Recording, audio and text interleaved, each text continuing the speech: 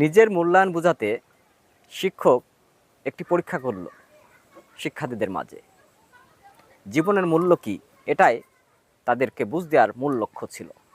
তিনি পকেট থেকে একটি ডলার বের করলেন এবং ডলারটা তিনি মাটিতে ফেলে দিলেন।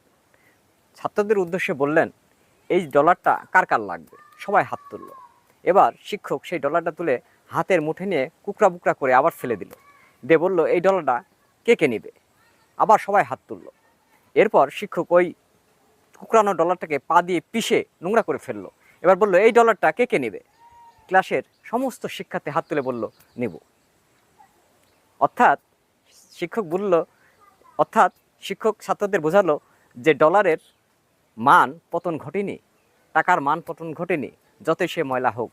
অর্থাৎ তোমাকে সেই পর্যায়ে নিয়ে যাও যে পর্যায়ে কোনো অবস্থায় তোমার মূল্যায়ন না কমে যায়। বিষয়টি ভাবনার বিষয়।